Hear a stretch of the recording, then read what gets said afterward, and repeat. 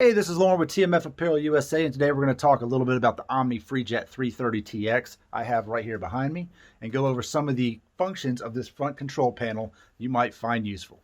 All right, the first thing we're going to do is power on. Hold this button 4 seconds. That's going to initiate the power sequence for the printer. And what you'll see here happening is Printhead will remove from the pumping station, kind of reseat itself. Sometimes the printer will run a head clean from this function, and sometimes we'll just turn it right on. It kind of depends on how long it's been off. Right now you can hear it kind of sucking some ink through the lines, giving a little refresher. This whole process here takes about 30 to 45 seconds to get it started up. It's going to suck some ink through in the wet cap station and be ready to rock and roll. First thing that we're going to do once it's set up is an auto height adjustment on the platen. This is going to be important because you need to have the print head at the correct height to print on the garment that you're printing on.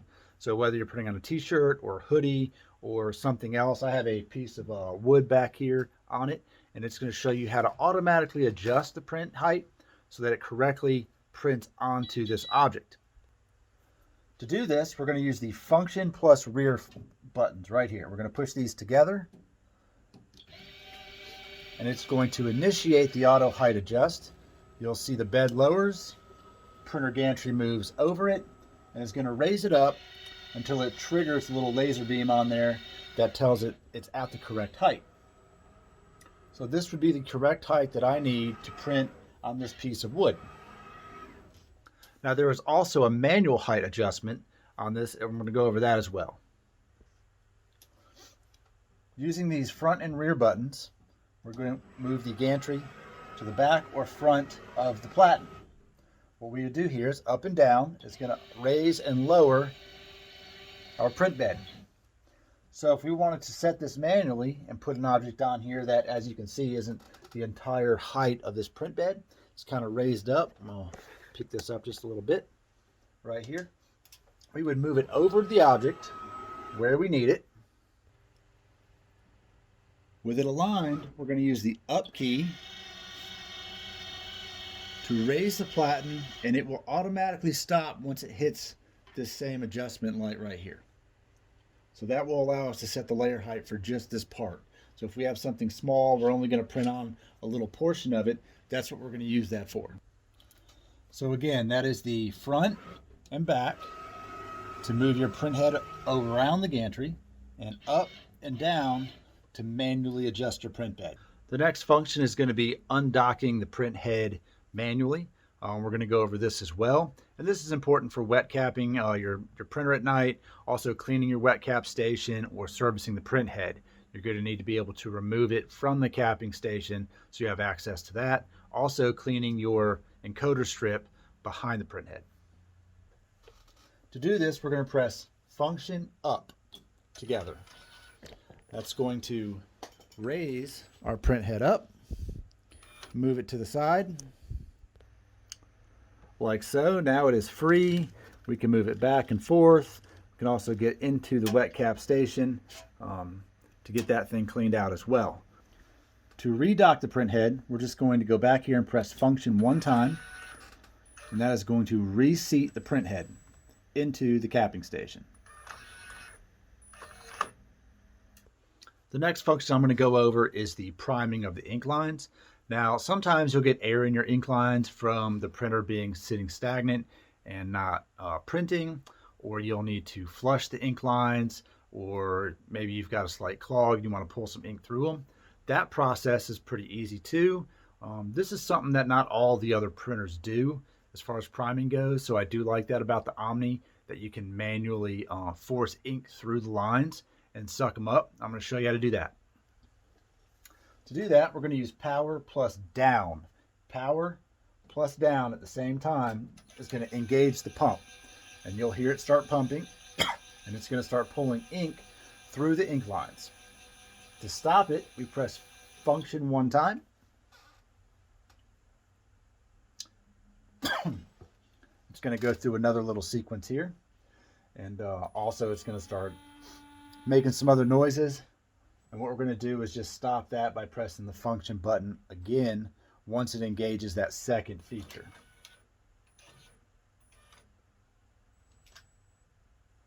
And usually it just kind of clears out the capping station, anything that may have been sitting in the top. Do that, let it reset.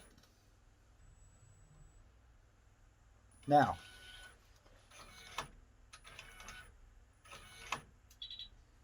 I will say after priming your lines, it's good to run a head cleaning just to make sure there's nothing at the bottom of the head and all your lines are primed and printing well. So we'll do a head clean plus a nozzle check. So to do the head cleaning, that's quite simple as well. We're going to press and hold the feeding button for about 4 seconds.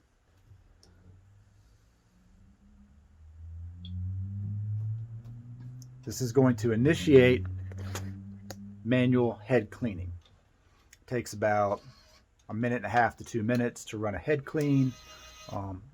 They do recommend that you do this particular thing every day and then run a nozzle check. So that's what we're going to do and get a good, hopefully we get a good nozzle check on our print. I didn't print anything yesterday, so we'll see. All right, our head clean is complete. What we're going to do now is an auto height adjustment. All right, our head clean is complete. Now we're going to do an auto height adjustment, and then we're going to print a nozzle check just to verify that all of our ink colors are printing properly.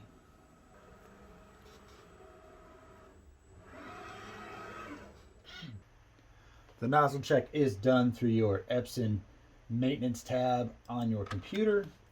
So make sure you run it there. And this is what we're going to do is print a quick nozzle check straight onto the platen. Silver platen makes it easy to see all the colors.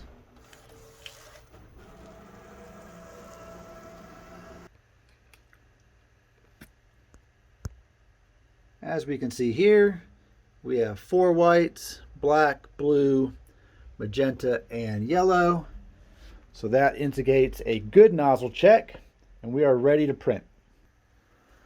Next, I'd like to talk about this layer setting. What this does is basically sets the automatic number of layers or passes that this printer is going to print when given a job. If we are printing a white garment, then we would want it to be printed on A.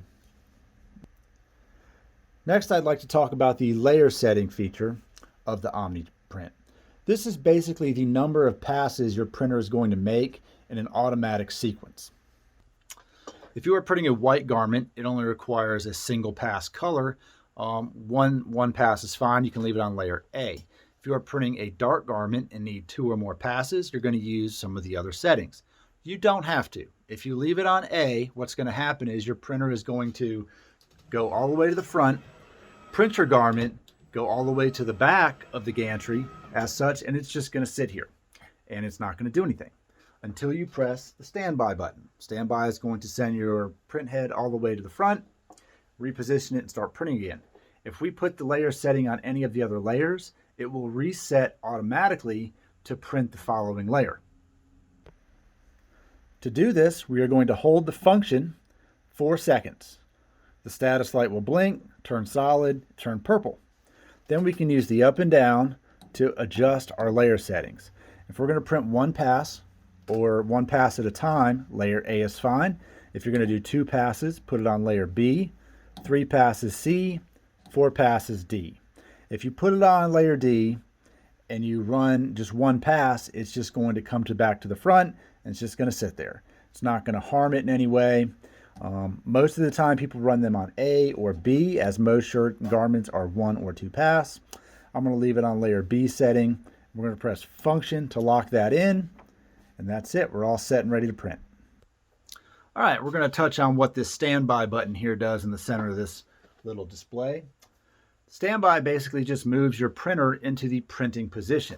You press it once, goes forward, press it again, stops it, press it, goes back, press it, stops it. So this is a front to back.